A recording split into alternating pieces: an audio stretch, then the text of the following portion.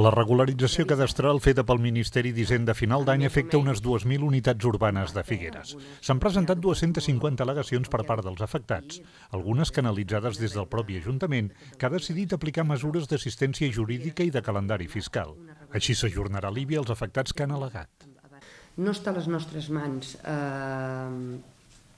revisar valors, però sí que està a les nostres mans quan cobrem l'IBI o com el cobrem de cara a que els afectats no es vegin obligats a pagar ja immediatament, el mes d'abril o el mes en què es passava el cobrament, sinó que nosaltres el que volem és que paguin quan sàpiguen del cert què han de pagar i que si realment és allò legal.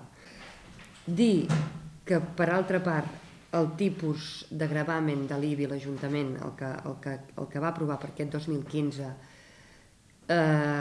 preveient aquest augment de valor catastrals, perquè ja sabíem el mes de novembre-desembre que estàvem fent inspecció, ja el vam tornar a nivells de l'any 2008. Les tres mesures que arbitra l'Ajuntament són assessorar, suspendre i aplaçar i fraccionar. Hem demanat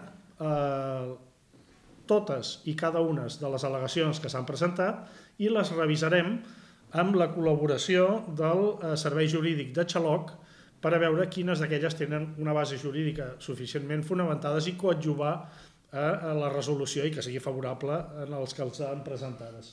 Per tant, d'aquestes 251 al·legacions, amb aquesta col·laboració jurídica, les revisarem totes i anirem acompanyant en el contribuent que hagi al·legat.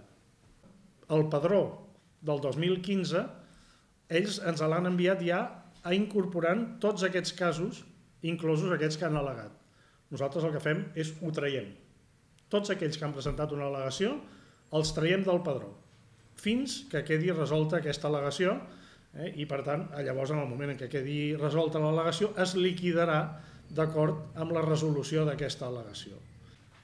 Es poden demanar aplaçaments i fraccionaments dels rebuts, tal com estableix l'ordenança municipal o la secció 5ª, qualsevol d'aquests contribuents afectats o els altres que no han quedat afectats per la regularització però que consideren o veuen la necessitat de demanar aplaçament o fraccionament, ho demanen a l'Ajuntament i l'Ajuntament ho està fent habitualment de concedir aquests aplaçaments i fraccionaments. L'import total d'aquesta actualització en el padró és d'1.850.000 euros. Les al·legacions presentades representen un 10% d'aquesta xifra.